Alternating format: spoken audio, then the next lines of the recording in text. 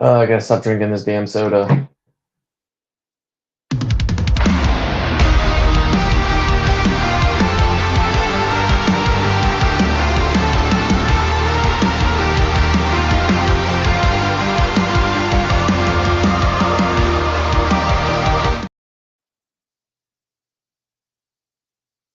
Hey, what's up, man? What's going on, Kevin?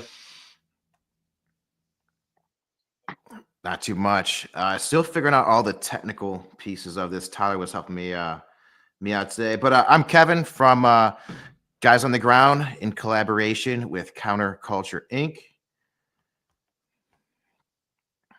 Say it again, Kevin. It broke up. Oh, I'm Kevin from Guys on the Ground in collaboration with Counterculture Inc. And I'm Tyler, just a part of that as well. I don't know what exact phrase or title to say in regards to all that stuff. That's funny. So we were just talking about the most recent anti-hero episode. What was that female cop's name? You met her in person, right? Yeah, she was scary. Yeah, she was cool, but they were. I don't know her name off the top of my head. They were. I'm bad with that. You have to look it up. Copville's in the comment section, but we were talking about. She was talking about karate versus jujitsu in law enforcement, and how her 14-year-old son, it was a 14 or 10-year-old son, had a black belt in karate, and how are you even a black belt at 10 years old? What is she? So is she correlate? Like, I don't even know if correlating is the right word. So is that saying, as far as, because age wise, like, you're not skilled enough kind of dynamic? Like, as far as, like, is that kind of, because I mean, you could go a lot of different ways there as far as, that comment. Sure. I think it just at that age. Oh, it's Heather something. Thank you, Duntons. So we're just missing the last name. But yeah, at that age, how can you really grasp all the? How could you be an expert at 10? But then she also compared like a karate or taekwondo her son took to jujitsu, and how more difficult it was in leveling up, and they really hold you to the standard. And I just want to say how much I agree. I was a quote unquote black belt in karate when I was 14 years old, and I had no idea how to fight. And I've been a white belt in jiu-jitsu now for about 3 years, and it is much more difficult, and it's more pride in it. I really enjoy it. Kevin, as far as like the jiu-jitsu to karate thing, I never did any of the karate stuff. And I guess when I think of karate, maybe I'm just gonna sound really stupid, but like, I think of, what was that really famous movie, The Karate Kid, standing there with, the white robe, and that's what I think of. And I'm not trying to diss the folks. Yeah, there we go, man. That's literally, like, if I could throw up on the screen right now, like a GIF or meme of him, that's what I would think of. But like, and I've watched some UFC folks that are karate based, but I don't think there's been a ton that have been overly successful in the sport. Again, not taking away from any of the guys that have. Why I reference UFC, obviously, that's like the pinnacle of fighting. With you, Kevin, as far as the whole training with the jujitsu thing goes, like, is there any like real world kind of things they will run you guys through, kind of stuff, as far as that goes, as far as situations, or is it more of like out of the book, you're gonna do this, and this, kind of working your way up thing as far as the belts go?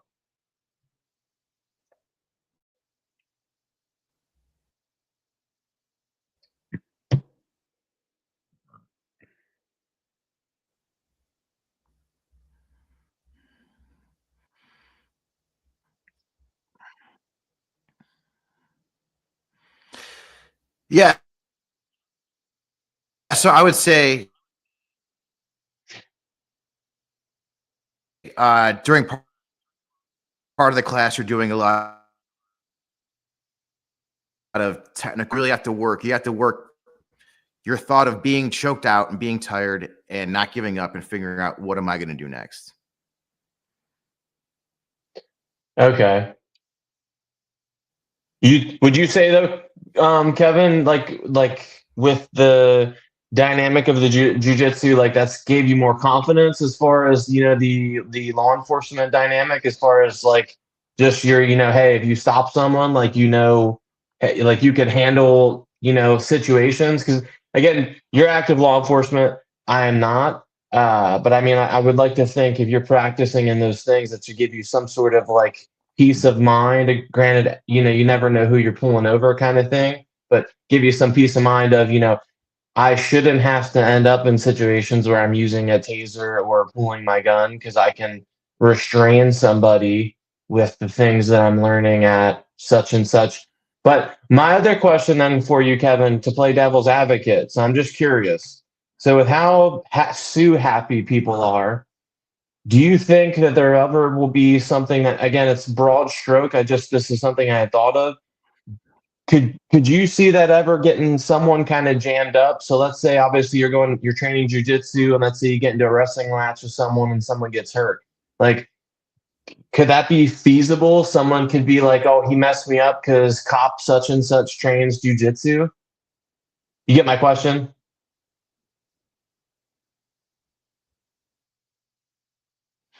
See, I do. Yeah, I would argue that, well, first of all, yes, I 100% feel more confident.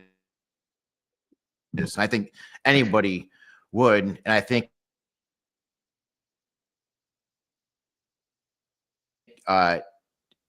it teaches you, it's called the gentle art for a reason. It's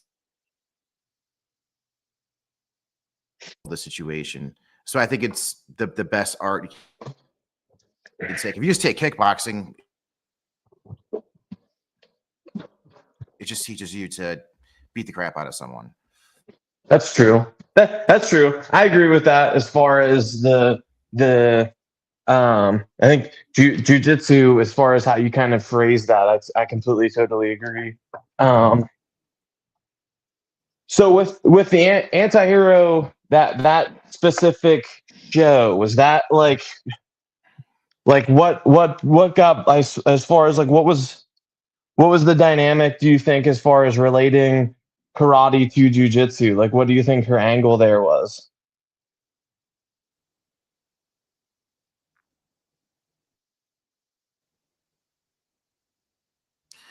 So I think her son taking taekwondo and how you typically level up katas, which is almost like memorizing fighting moves that really aren't relevant. It just doesn't teach you how to fight, realistically.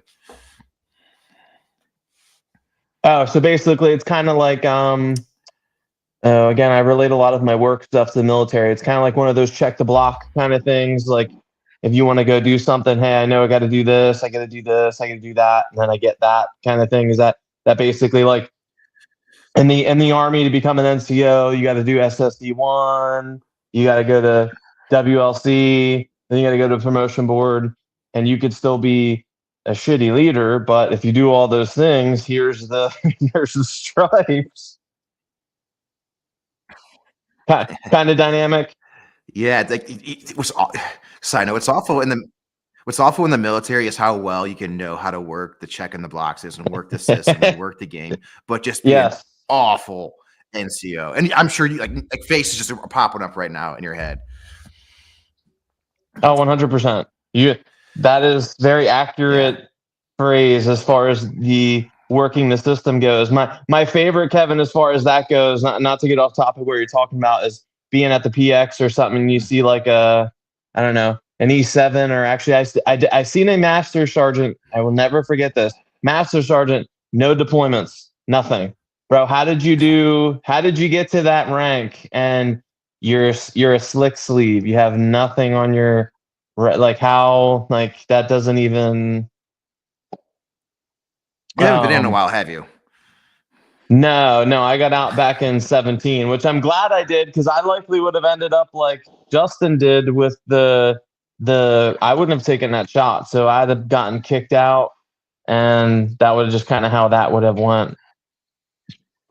Sure. I'd say right now that the NCOs and officers that have legitimate combat deployments, I'm not talking about fucking Kuwait or anything like that, like an Iraq, Afghanistan combat deployment, it's very, very slim. I remember it was in 2018, I was doing some training with the National Guard, and we got a few prior to duty guys, and they were slick sleeve, no combat deployments. Like mine just blown. Like I couldn't believe it. Yeah. Interesting. Yeah. I feel like within the special operations community, you don't see that as much, just due to the rate of how often folks are going and the mission set kind of thing. So basically what was, I didn't get a chance to catch much from that specific episode, but what was like Brent and Tyler's feedback as far as, with her correlation of karate to jujitsu? Like what was... It wasn't the main part of the episode by any means. It just what stuck out to me.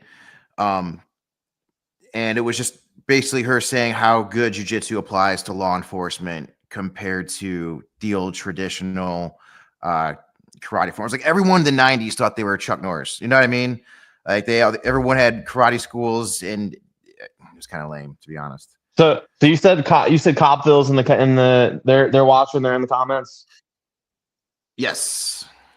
So between Kevin, you, and Copville, leave a comment what you think. Me personally,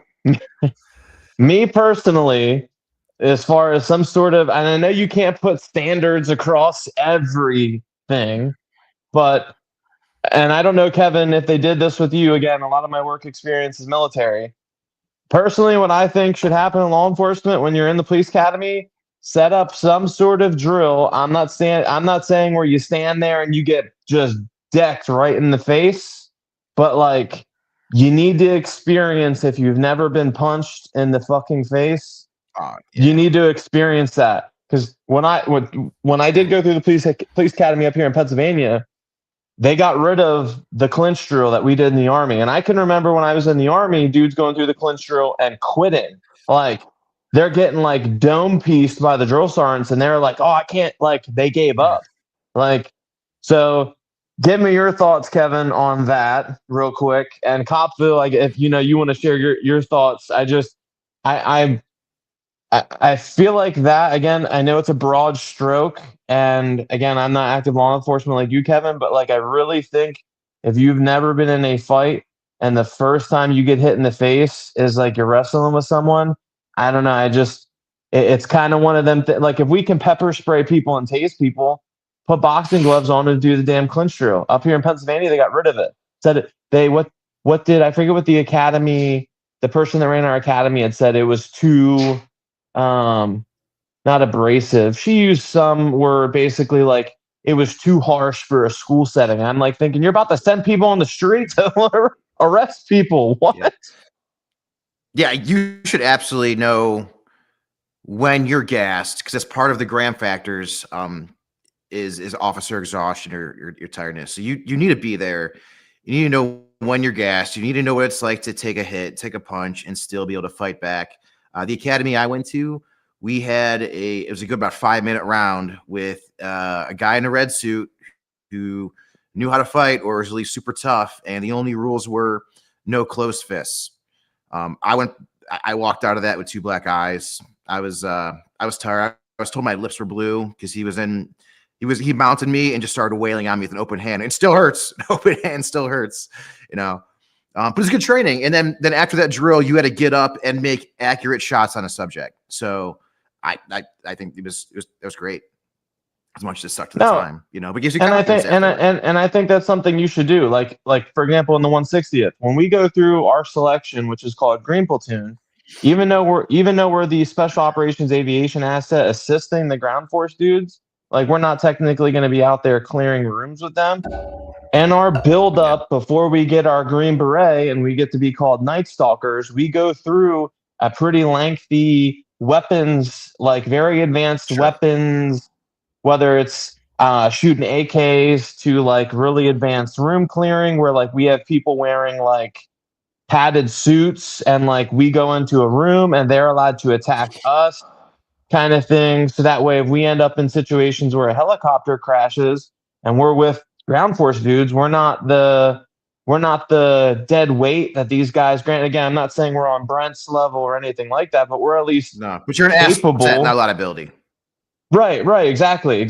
And that's where that's something I think of again with the cop related thing. Like someone like myself, I grew up with siblings getting into fights and stuff like that. So I already kind of knew, and again from the army. So when I went through the police academy, we were doing, like wrestling, combatives type of stuff. Like, I had fun with that. Like the rougher it got, the more, I don't know, I liked the competition there. And then I could tell the people who like were like, oh my God, while the stuff was going on, like those were the people I thought of like, man, if you get punched on the face on the street, like you're going to fold.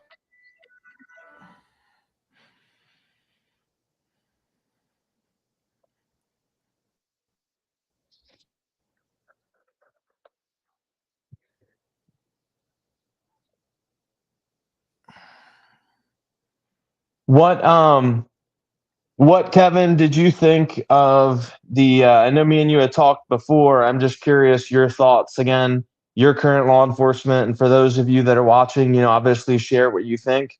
That update on that kid who was stabbed in the chest, reducing the bail and then letting him out on bond. You as a cop, Kevin, I guess, and I'll share with you my thoughts. What are your thoughts as far as like precedents that are being set? Because I know we don't know all of the details, and you're innocent until proven guilty. I was doing some reading, and I guess the standard in Texas, and again, maybe you can speak more on this as far as what you see in Florida, but I guess the standard in Texas, they don't traditionally usually lower bail for murder. Do you think that sets some sort of standard as far as I think it sets a bad standard, like the dynamic of just because someone touched your arm, you turn around and stab. I don't consider that self-defense, but since we're on the bail question, kind of give me your thoughts there, Kevin, and then I'll share with you what I think after I had saw that. Sure. So I'm trying to pull up the article here on with the present tab here. I'm just learning how to do this, so bear with me. But I don't want to say me as a police officer. I think just anyone should agree that if you kill someone and get arrested, you should get no bail. Like you should wait until you see a judge. I think seeing the guy who waited in the airport for go on bail all day long. That's a great story. But no, if you kill someone, you should not be allowed to go on bail. Like, what if that person kills again? Is that judge going to be held civilly reliable? I highly doubt it.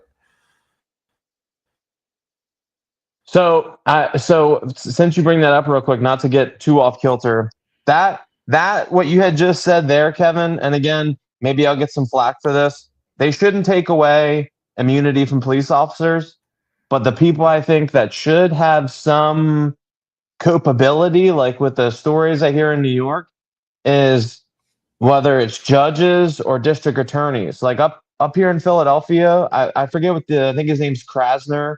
I think that's his last name.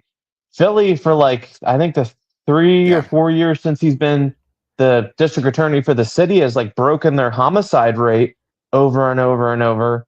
And again, I'm not saying again you should take away. You should not take away immunity or the immunity that police officers get when they're out at a call. But like the district attorneys and the judges, when you're in a calm, peaceful setting and you're able to read everything.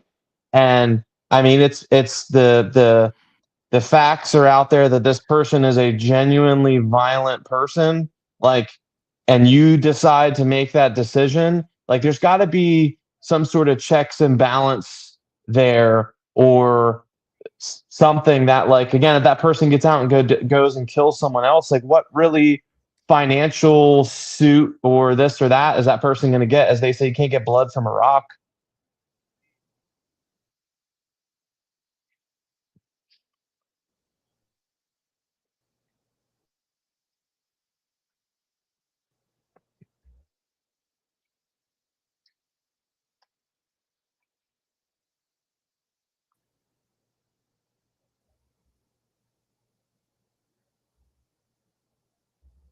Kevin, can you hear me? I'm sorry, I think you cut out there. Saying what financial responsibility would a judge or anyone have for that?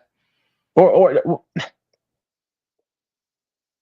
I guess the financial responsibility then maybe goes on to that jurisdiction. Then maybe that there's some there's some there's some sort of, whether it's separate fund or, I would not want something to fall on the taxpayer, but at the same token, like um at the same token, I don't know, I just because what was the story? I think it was in New York. There was someone that attacked someone down on the subway, hit the person over the head with something, and then they went and did something else. Like, or like the Daniel Penny case, for example. I don't know if Anti-Hero talked about that or touched on any of that, but that guy is another perfect example. Like, I remember I had read it was just time after time after time after time. I think he was let out a murderer. You should hold. Right. I think if you're a judge and you let out someone who. Go ahead, Kevin.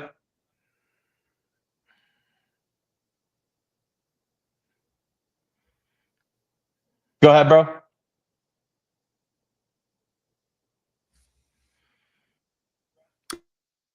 I was saying if you're a judge and you let someone out and commit another violent crime, you should be held liable. Like, you're there to protect society. You work for the government, and the government is supposed to protect you. Right. And I completely agree. And the Daniel Penny situation in New York City is a perfect example of that. Like, that could have been avoided, wasting taxpayer dollars on prosecuting someone and all that kind of stuff. That guy, and I could be wrong, I think he went in a matter of like a 3 or 4 period timeline. He went in front of a judge. I don't know. I think it was like, I could be wrong, between 10 to 15 different times for getting in trouble for stuff, and the guy kept ending up back on the street. Like, at which point, like, a judges or judge has to be, like you had said, there's got to be some sort of accountability there. If every other facet in society, like if cops can be sued civilly for stuff, I don't think a judge or even a district attorney should just not be, you know what I mean? I just, that's something I find interesting as far as the paradox there. Like, cops can be held civilly liable for stuff, but, I don't know if anyone's ever tried to go after a district attorney as far as all that stuff, or a judge, but like, if I'm correct, I think judges get some sort of, whether it's Supreme Court case law or something like that, I think judges get some sort of form of protection. But I just find that interesting in the criminal justice realm. Cops can be hung out to dry, but judges and DAs are just, I guess, just can do kind of whatever they feel like doing.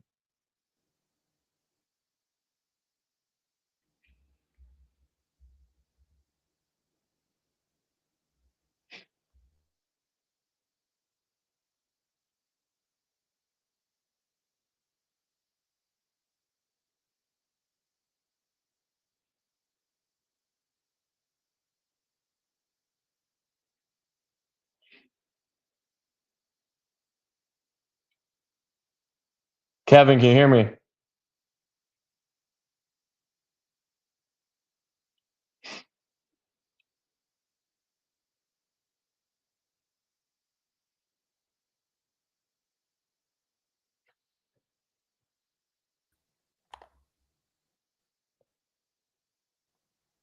Can you hear me, bro?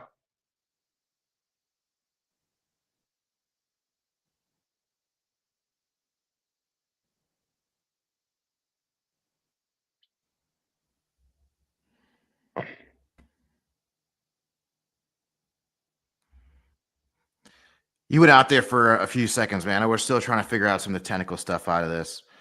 Oh, you're good, man. I can hear you now. Are you able to hear me?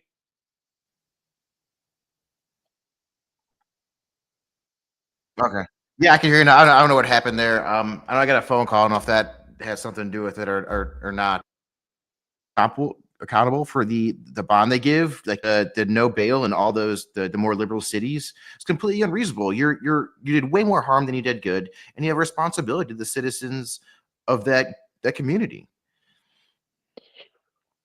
Kevin, do you agree with me though from that standpoint? Like, you obviously as active law enforcement, if you go out and let's say someone could try to sue you civilly, correct? In theory? They could try, but I have qualified immunity. I would have to do something that is out of the scope of my duties to be personally sued. And that's what people get wrong about qualified immunity is like, I'm not like free of being sued. You know what I mean? I can still be personally sued if I do something that's out of the realm of my job, and rightfully so. So then I guess my question for you, if you don't mind answering, would you agree with me then that I don't personally know, and I'll have to go do some digging, but like, I don't think then judges and district attorneys then should be free of that. Because again, I think about places like Philadelphia where they don't prosecute anybody.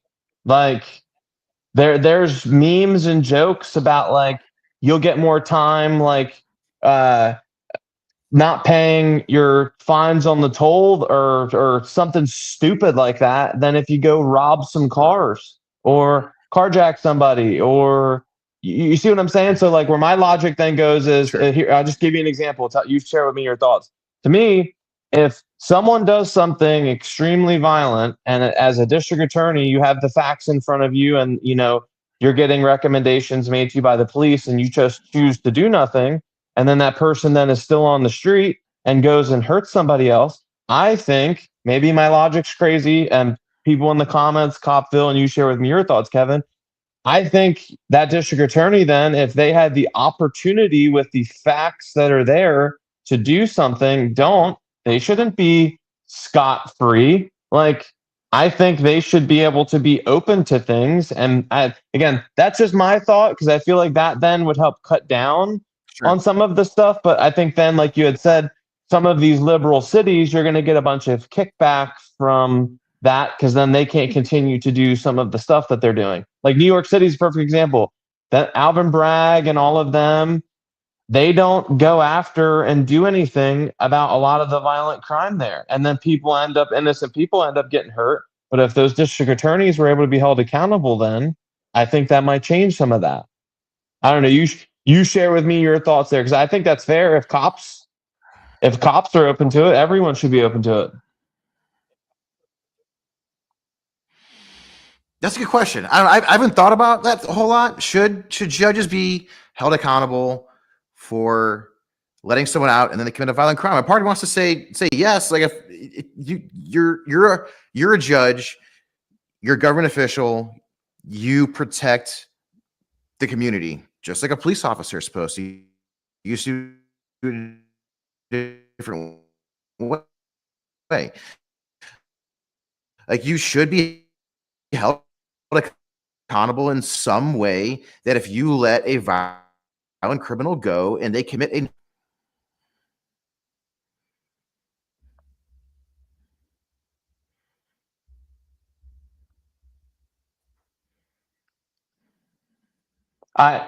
Well, it sounds like we're in agreement there. I just and I think an example like I said is you have someone who the facts are pretty abundantly clear, like as far as probable cause and the prima facie as far as what they did is all present and there, and they let them out and they go and do something else. Like I think, and I'm sure maybe there's someone smarter than me and you, Kevin, that could come up with some sort of system because obviously judges are on a fixed income with working as a judge, but there can be some sort of fund or system in place for that. Because again, I can think of different cases I've seen like again, not to go into the migration stuff, but I mean, look at all of the Godaway related people. Like, I think the people who gave those directions, or if there's a judge involved with that, here's a perfect example. Let's say that guy, you share again, Kevin, you tell me what you think. This is how I view this. So that guy that I see all over the news, the guy in Maryland that they're saying, hey, he was illegally deported, he's got to come back here. Okay, cool. Well, if he comes back here, per judge, I think it's a female, comes back here and he does something, that judge then should be open to every sort of possible civil whatever. Then if you're making the determination of that, and he then goes and decides to do that with what the federal government is saying, hey, this is what the guy's involved with, and then he goes and does something else, I just don't think the judge should just go, oh, wrong decision. Because if you, Kevin, go to work here tomorrow or the next day and go, oh, Kevin made the wrong decision here, you are going to be held accountable for it. I have a big problem with anyone having the position, the job or position, again, maybe outside of the president, with making, um, national security decisions. That's a little bit of a different kind of scope there, answer wise. But I have a hard time with someone just totally having no in any way accountability for any decision. And I think that position of judge is that job title.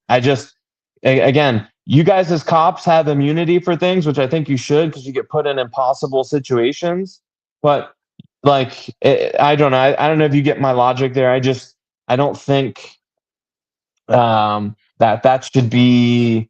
I really just don't think that should be a thing. I just think as long as a judge follows the rules, then they shouldn't have to be sued. Just like if a police officer follows the rules, they act under the scope of their duties, then they fall under qualified immunity. I don't think a judge should be responsible for everything a person does once they, get back, or if someone was wrongly deported, like you were saying, and then be responsible for everything they do here. I think that's a bit of a stretch. But I don't know. It's interesting thought. Should judges be held accountable? I just more so meant, like, if it's abundantly clear, because what's the standard of proof in civil related stuff? It's pretty small. Like, your burden of proof, correct me if I'm wrong, is pretty small. So it's smaller than right. So preponderance of evidence. There you go. So what I'm trying to say is, if it's pretty cut and dry that the person needed to go, and the person has just this repeated violent history for things, and the solution was already in front of you as far as what you could do, and you just decided to, I don't know, maybe it's one of those things I had asked Brent a question the one time as far as military doctors getting immunity from malpractice, which me and him totally have a different opinion there on that. I don't know, I just really just don't like the dynamic of just being totally scot-free as far as, again, I'm not saying they need to be hosed for every single bad decision they make, because that would just be no one would ever then do the job. But there's got to be some sort of extra checks and balances for the folks wearing the robe. Like, I don't know.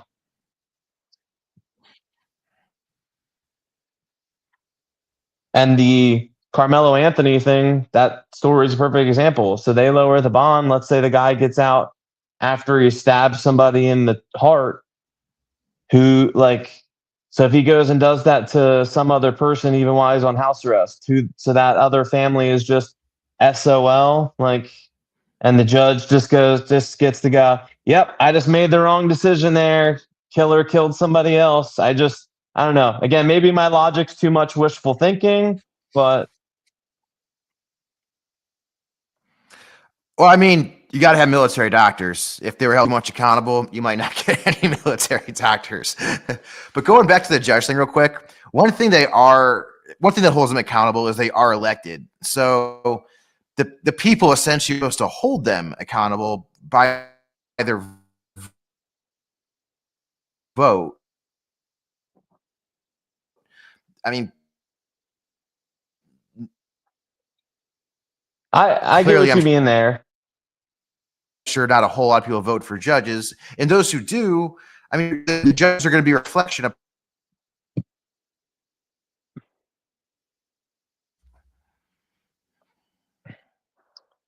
No, and I get what you mean there. That makes sense as far as like that's their realm for accountability, or that's their checks and balance, I guess. As far as job security and that sort of thing, because if they make terrible decisions, then they're not going to get that vote to stay in that job, kind of thing. Kevin, can you hear me?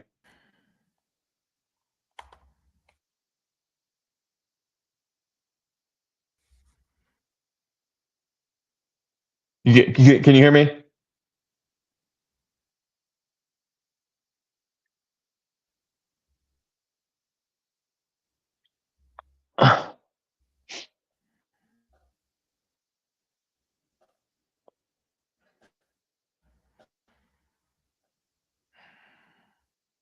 Kevin, are you able to hear me?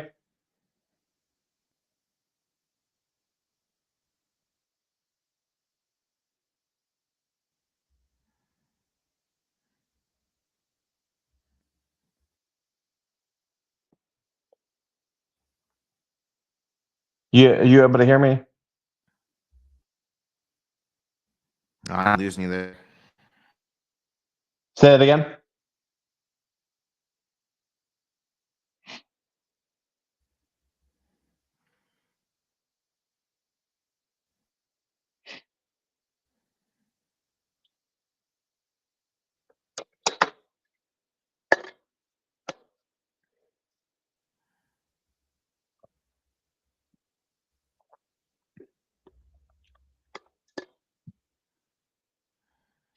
You able to hear me? I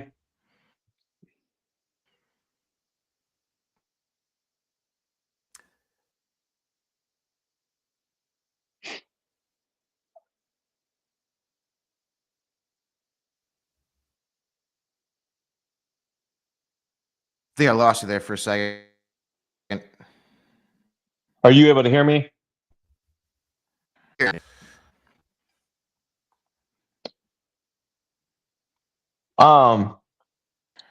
Kevin, with your department, because this is something I ran into when I tried to continue doing police work up here. I'm just curious, with where you're at, what's your department's tattoo policy?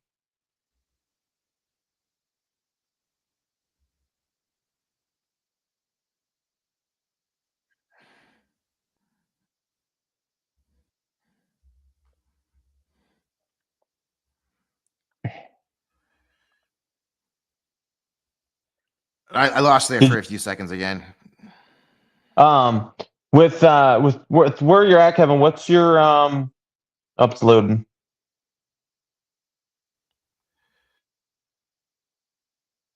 You able to hear me now, Kevin?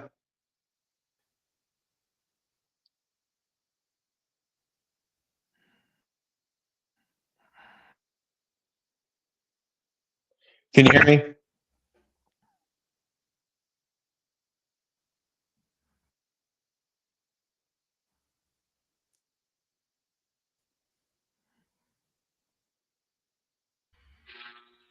Yeah, I can hear you now.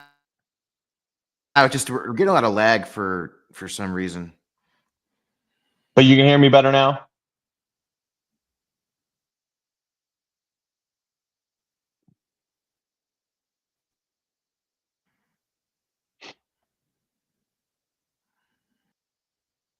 I moved closer down here to where my Wi-Fi is at, so that should have helped. Yeah, I can hear you. Okay, I can hear you a lot. Okay, that might be it, because I can hear you a lot better now. That probably did it. Okay. I'm just curious, as far as maybe what you think on this. I don't know if how you feel as far as this sort of topic goes. I think this might be a little bit off topic of something me and you had texted about. Where you're at? What is your department's tattoo policy? Right now, I don't want to talk too much about an apartment, but I clearly have full sleeves. So what is your view on that? So I think as long as you have no offensive tattoos or, you know, obviously no swastikas clearly or anything that's going to offend, clearly offensive to the general public. Like, and that's fine. You should be able to have full sleeves. I think the neck and hands might be a little far. But just, and I'm on board with that. I think it's a great. I think in recent years it's really become a police culture, tattoos and beards. Okay. So we're on the same sheet of music then, because I've talked to some people that are cops. It's just something I was curious about. Because up here, that's really bad. Like in Pennsylvania, if you have tattoos, even if it's you could have one something on your forearm, you're not getting a job. Oh, wow. Yeah, like there was actually, and it didn't make the news, but I was talking to a state trooper, and they actually had a tier 1, and I'm sure you're familiar with what I mean by tier 1, guy like Brent, all sleeved up, and I guess had put in a packet to go to be in the Pennsylvania State Police, and they turned him away initially because of the tattoos, and then I guess eventually the state police commander, PSP commander for the whole state got involved and changed that. That was just, I meant to ask you that at the last show because I feel like I've gotten a mixed bag of answers from cops as far as that goes. Cause like, I think back to like the Army when I was I was in from 13 to 17. And we had gotten rid of, who was that? Not Chandler. I forget who the Sergeant Major of the Army was, but he changed the tattoo policy. And I just found it so interesting, the ink on your skin that has no effect on your capabilities to do your job, that we were going to boot people, because at one point when the Army downsized, they were kicking people out for that. So I was just curious what your thoughts were on that as far as the police related stuff goes. But I do feel like I see more cops. I've only ever gotten compliments about my tattoos. Like okay. I have 3 roses for my 3 daughters. I've gotten the St. Michael police military tattoo. No one's ever called me unprofessional. I've only ever gotten compliments. Oh gosh, that word. So I had sent you an article, and I think I had sent you a video, Kevin, as far as the female and Ranger School thing. And I don't hate women. I have nothing against women. I'm all for women empowerment. But the thing I have a huge problem with that, and I don't know if you want to throw the article up there, Kevin. But I just. So I think before next live, me and you need to get together and figure out where the lag's coming from, because I love to be able to throw up videos and articles right now. But every time I tried, it's one with better issues. Yeah. So okay. We'll figure that out. We can figure it out. But basically, for any of you that are watching, what I'm touching on is here. I think it was a couple months, maybe it was this month or the month before that. They have the Best Ranger competition going on, and the problem I just really have as far as society-wise goes is, again, I'm all for women doing things, and I don't know, Kevin, if you see this at all in the police world, but like the glorification of like making it to put it on headlines for things, like there's one standard, and you're either a Ranger. Again, I wasn't a Ranger, but my logic there, from whether it's police work to military, although they're different, I do think there is some similarities as far as, as public service and stuff like that. I think we as a society, and again, Kevin, you share me your thoughts, I think we really need to get away from like, I don't know if the word would be patronizing, or like that's awesome that she's competing in the competition, but like, to make a whole thing about it, I don't know, because then I just feel like that feeds further into that machine of like, I don't know, like not segregating, but do you get what I'm saying? Like, I just feel like it further feeds into the. So I think I can help you out here and just say, when you're pointing out the difference, you're pointing out the difference. Like, it just should be the same. Like, someone competed in a competition. Someone, I can't speak for Rangers. I'm nothing special at all. I'm just a regular dude in the guard. Like, if someone completes something, someone completes it. When you start pointing out the differences, why you shouldn't need to. That's great. That person did something. And when you point out the differences too much, and then I think that's when it starts to change for that race, religion, gender, whatever, gingers, whatever. You know what I mean?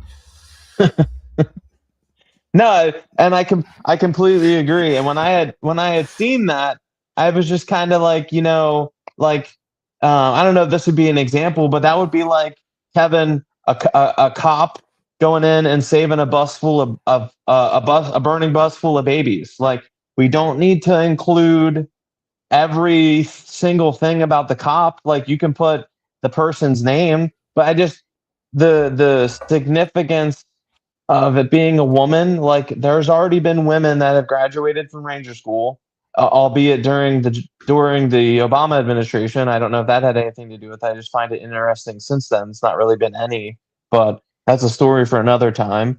But I had seen that, and I was like, man, I'm just, as a society, I hope we can one day just get back to, like, if you do something, you do something. And I had an NCO when I was in the Army that would say all the time, like, you're not special, like, and I don't know. You basically, you said what I was trying to say a little better, Kevin, as far as wording goes. I had saw that, and I just feel like we still, as a society, we have that disease, that, like, I don't know. And I don't know if you want to call it individualism as well, but, like, just that disease of, like, everyone needs to be just, I don't know. Do you see that all, though, Kevin, as far as in the police? Yeah. But I mean, do you feel like that's something you've seen as far as in police work? Like, because I think back to when I joined the Army from 13 to 17, like, I didn't really feel like I witnessed with my own two eyes. Like in the 160th, for example, we only recently, after I had joined, started letting women in the unit. And, like, example, the 160th, as Brent says, best aviation unit in the military. It's no conversation. It's not like SEAL Green Beret. And I'm not saying that because I was a part of it, but, like, I give you an example, Kevin. When we got our first female pilot, there wasn't an Army story about that. There wasn't a, like, do you see any of that still in police work? Like, as far as, like, oh, this female officer went and did, I mean, you say police work. I think the media, maybe not so much. The media covers all that, though, and every part of society. That's true. That's a media question, I guess. Yeah, that's true. Aspect because they need their clicks, they need their stories, and that's what they're for, is to make money, not to tell you the truth. That's true. That's true. I didn't think of that from that perspective. That's not so much, I guess, a unit thing. That's true. I skipped the part on the media dynamic. I hope eventually here, whether it's with Hegseth in as, at long day, my brain's drawn a blank on what his title is. What is that? Hegseth, what is his position again, Kevin? Sorry, I should know that. Secretary of Defense. There we go. So I'm hoping with Secretary of Defense, like the top. Sorry, it's been a long day. But I'm hoping with him in there, they can really, as far as across the board military wise, just get back to, again, one standard is one standard. Like, I don't know. And maybe then the other things from the military can trickle down into other things. I don't know. I saw that article I sent you earlier, and I was, like, thinking, like, being a Ranger is already prestigious. Like, why do we have to make a whole page about a woman? And they didn't even, the other thing to add on to that, Kevin, they didn't even, it's not like they won number one. Like, that's it. Just, I don't know.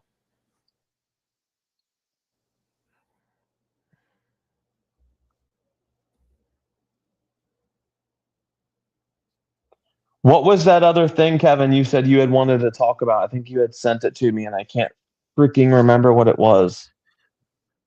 I had a few other articles. We kind of rambled on quite a bit, but that's right. You always save something for another time. But one of it was how President Trump has kind of cleared the way for AI to walking across the street the wrong time, and all that is done by facial recognition.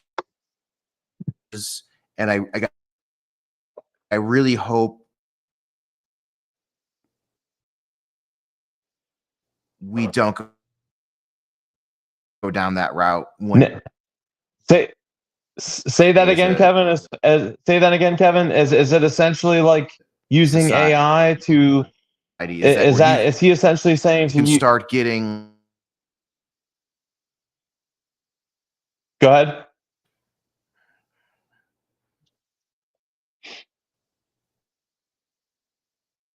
Oh. Say that again, Kevin. I can hear you now.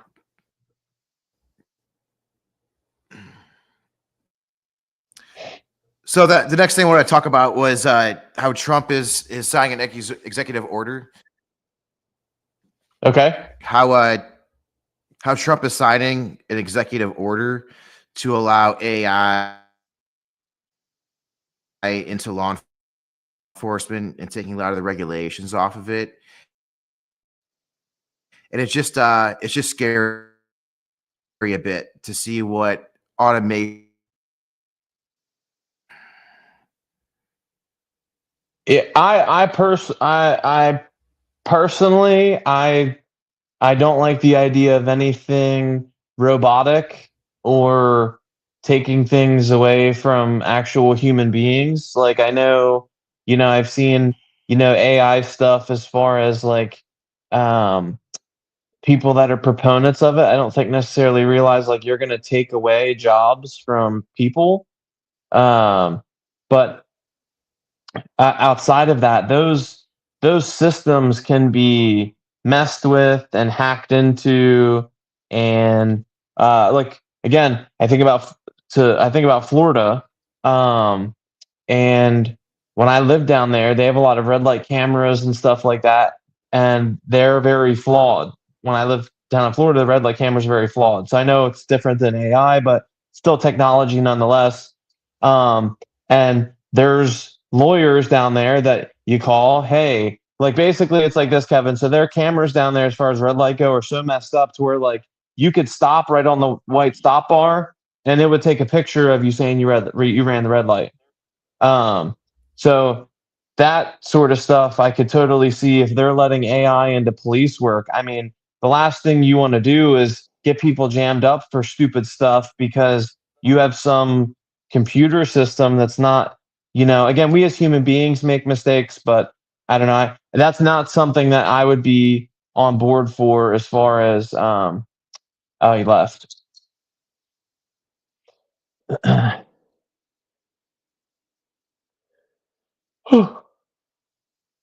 Hold on, guys. It looks like Kevin here might have had some technical difficulties. It looks like he should be jumping back in here in a second.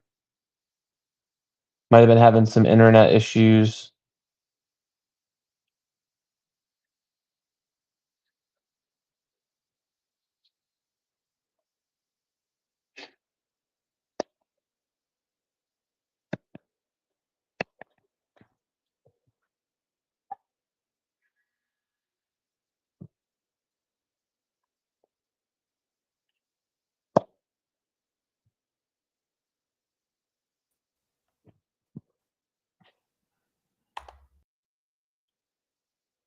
Oh, you all right? Yep. But no, I can hear you. Yeah. Get kicked off. So how let's do this. I think we could have a lot of great conversations. It's just very difficult with all the lag. Why don't we get together this week and maybe get together with Tyler too and just figure this out? Because it's been on and off this whole time. Like I said, we have a lot of solid conversations, but it's just not going well with the lag right now. Yeah, no, you're good, man. We can get together this week. I'll text you here in a bit. Maybe figure this out. Absolutely. Right. So, hey man, it was great talking to you. Great to see you. Thanks to everyone for showing up. Stay dangerous. Yep, you as well. Later, man.